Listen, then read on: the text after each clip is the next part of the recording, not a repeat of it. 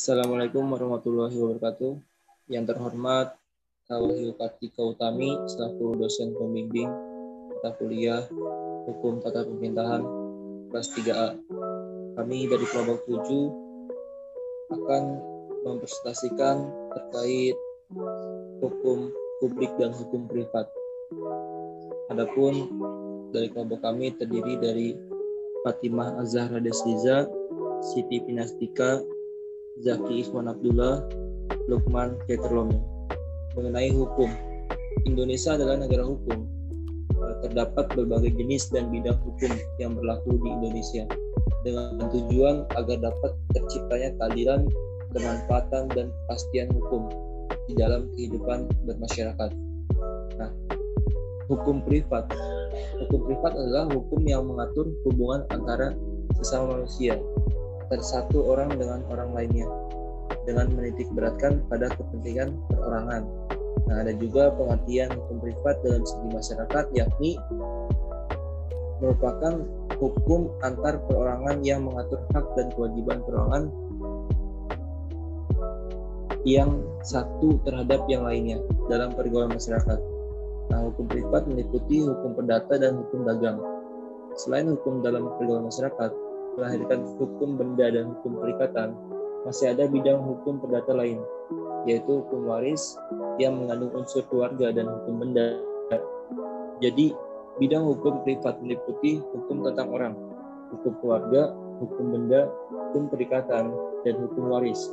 Pelaksanaannya diserahkan kepada masing-masing individu. Nah, adapun contoh dari hukum privat diantaranya hukum perdata, hukum dagang, hukum perdata internasional, hukum acara perdata, hukum acara peradilan agama. Terkait penjelasan tadi, kita lihat di sini ada berapa sih hukum privat atau perdata. Hukum privat atau perdata dibagi menjadi dua, yakni hukum perdata material dan hukum perdata formal. Hukum perdata material yaitu aturan-aturan hukum yang mengatur hak-hak dan kewajiban-kewajiban perdata, yaitu mengatur kepentingan-kepentingan perdata setiap subjek hukum. Hukum perdata formal atau hukum acara perdata adalah peraturan-peraturan hukum perdata yang mengatur bagaimana cara pelaksanaan dan penerapan dari semua ketentuan-ketentuan hukum pada material tersebut dalam praktik. Kemudian hukum perdata dalam arti sempit. Pada hukum perdata material ini terdapat 7 bagian, yaitu yang pertama hukum pribadi. Hukum pribadi adalah bagian dari hukum material khusus mengatur tentang urusan-urusan perorangan secara pribadi dan hubungan-hubungannya dengan orang lain. Misalkan urusan kedudukan seseorang, domisili, kewarganegaraannya, tanggung jawabnya dalam bertindak dan sebagainya. Dan yang kedua, hukum benda. Hukum benda adalah hukum yang khusus mengatur tentang hal-hal kebendaan yang menjadi objek pelaksanaan peranan para subjek hukum yang bersangkutan. Dan yang ketiga, ada hukum hak imaterial. Hukum hak imaterial adalah hukum yang khusus mengatur tentang hak imaterial, yakni hak seorang atau suatu pihak atas keaslian ciptaannya yang benar-benarnya. Dan yang keempat, ada hukum perjanjian. Hukum perjanjian adalah hukum yang khusus mengatur tentang segala tata cara menurut hukum untuk mengadakan perjanjian serta segala akibat yang ditimbulkan karena diadakannya perjanjian tersebut. Dan yang kelima, hukum keluarga. Hukum keluarga ini adalah hukum yang khusus mengatur hal-hal keluarga beserta seluk-beluk yang berkaitan di dalamnya. Misalkan cara-cara pembentuknya, perkawinan, hak dan kewajiban para anggotanya masing-masing beserta tanggung jawabnya dan sebagainya. Dan yang keenam, hukum waris. Hukum waris adalah hukum yang khusus mengatur tentang waris-mewaris, yakni bagaimana cara beralihnya segala hak atau kewajiban pewaris kepada ahli waris atau para ahli waris. Kemudian yang ketujuh, hukum penyelewengan perdata. Hukum penyelewengan perdata adalah hukum yang khusus mengatur dan menegaskan tentang sikap tindak yang mana saja yang dapat menimbulkan kerugian bagi pihak lain dan siapa saja yang dapat dimintai tanggung jawabnya, serta bagaimana pula cara penyelesaiannya. Dan di sini ada hukum dagang. Hukum dagang adalah perdagangan atau perniagaan pada umumnya adalah pekerjaan pembeli barang dari suatu tempat atau pada suatu waktu dan menjual barang itu di tempat lain atau pada waktu yang berikut dengan maksud memperoleh keuntungan. Kemudian hukum dagang juga adalah peraturan-peraturan hukum privat yang mengatur tentang hal-hal berikut. Dalam arti lain, hukum dagang ialah aturan-aturan hukum yang mengatur hubungan orang yang satu dengan yang lainnya. Khususnya dalam perniagaan, hukum dagang adalah hukum perdata khusus. Pada mulanya, kaidah-kaidah hukum yang kita kenal sebagai hukum dagang saat ini mulai muncul di kalangan kaum pedagang sekitar abad ke-17 lalu. Kaidah-kaidah hukum tersebut sebenarnya merupakan kebiasaan di antara mereka yang muncul dalam pergaulan di bidang perdagangan. Demikian. Selanjutnya ialah hukum publik. Hukum publik ini merupakan hukum yang mengatur hubungan antara negara dan perseorangan atau mengatur kepentingan umum.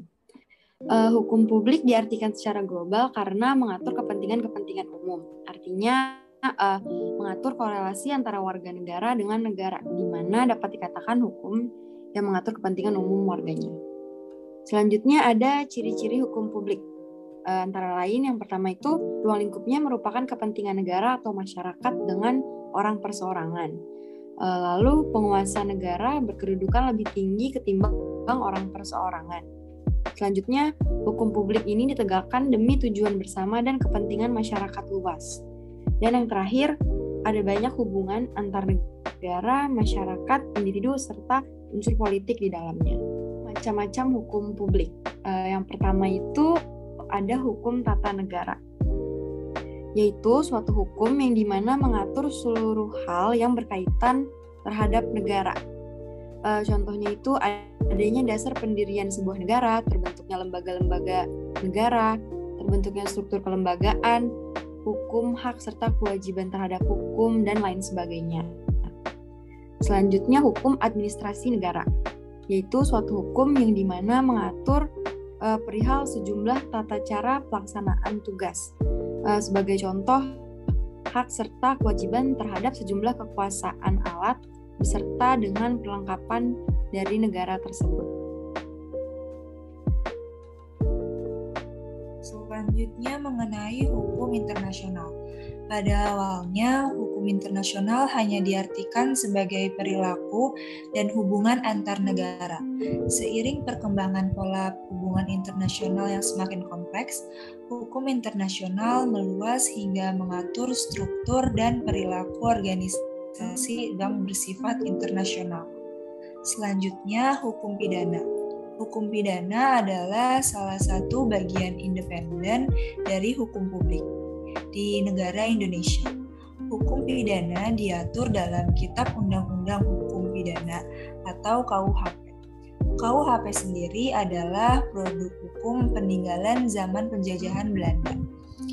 Hukum pidana dapat diartikan sebagai keseluruhan dari peraturan-peraturan yang mengatur tentang kejahatan dan pelanggaran terhadap kepentingan umum.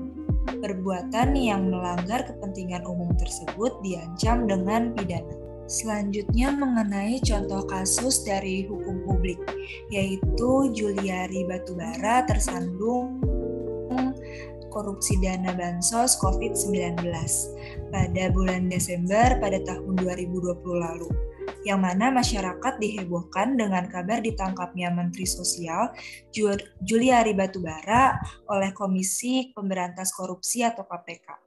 Juliari yang kini sudah mundur dari jabatan Mensos diamankan KPK karena diduga melakukan korupsi dana bantuan sosial atau bansos COVID-19.